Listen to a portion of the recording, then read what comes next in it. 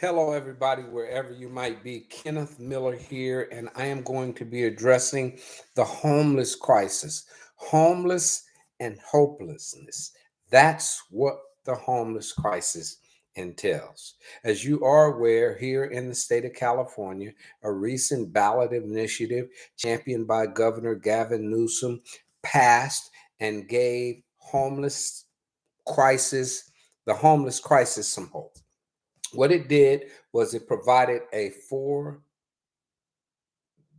billion windfall that would not billion. I think it was, yeah, it had to be four. It was a lot of money. Okay.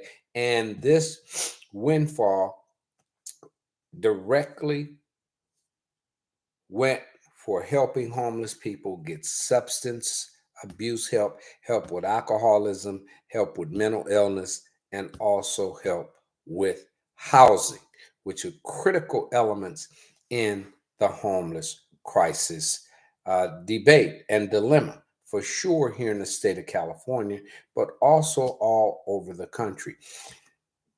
This policy that the governor has implemented with the help of voters' approval, I think is a step in the right direction. But the policy that I would more be excited to align myself with would be the policy that would come directly from the lens of the homeless individuals themselves. I think there's too much talk about what's affecting individuals without getting into the minds and the landscape and the environment and the universe for which these individuals live.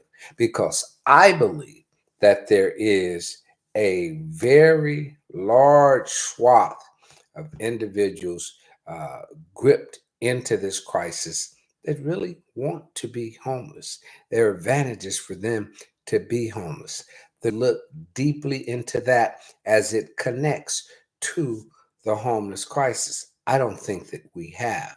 And if you're looking at the drug issue, and I'm not speaking from the use of drugs, I'm speaking from the illicit sales of drugs and this new downtown gang that has evolved and immersed themselves in profiting directly from this homeless crisis. This is a gang that controls most of the drug trafficking with the homeless encampments. This is not a Crip or Blood or S13 gangs, although there are many of them involved in this gang. And what they do is they peddle drugs to the homeless people. They control their EBT cards. They control their Medicare cards. They control whatever housing vouchers they get. And so the policy that I would be implementing would be more in that line. How are we going to basically knock that, to do something about that? And to do something about that would be addressing head on this crisis, which is a drug warfare among the homeless community. And that is legislation that I think can start here locally. It can start here in the city of Los Angeles at City Hall, and then it could move up to the government's mansion in Sacramento. That we obviously will need some help from the California legislators in the Assembly and in the Senate, and then hopefully somewhere down the line, this legislation can be pushed up on a federal level to impact many communities that look just like ours.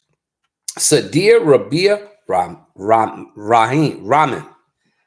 my wonderful classmate whose work I just absolutely adore.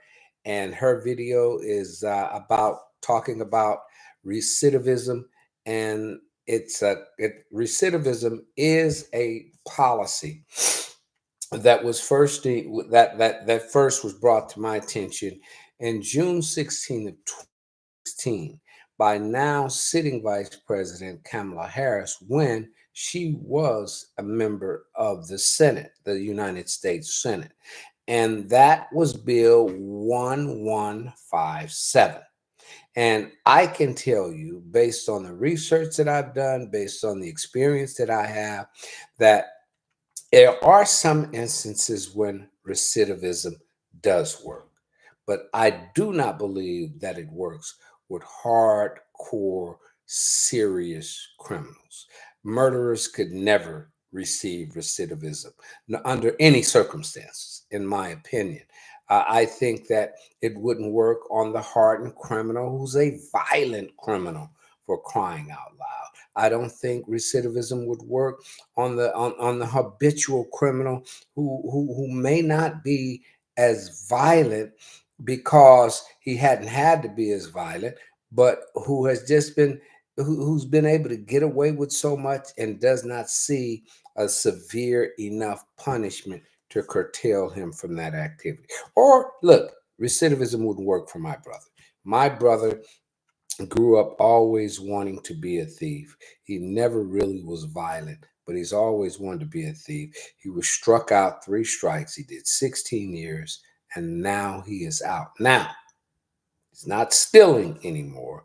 He's working a construction job and he's doing quite well. But I can tell you the impact of being incarcerated all of those years and all of that time has weighed heavily on him. And so I don't know if, in fact, he will ever be able to be be able to adjust to society, or particularly the society that we live in. So recidivism, uh, Sadia, your recidivism your recidivism project is directly connected to the homeless crisis. I don't believe that it would work for individuals that are peddling these homeless people drugs and controlling their EBT cards and doing all of this stuff for profit. And so I am certainly against that. But you are the best, and there are few in this classroom that can even come close to your work. That includes me. Goodbye.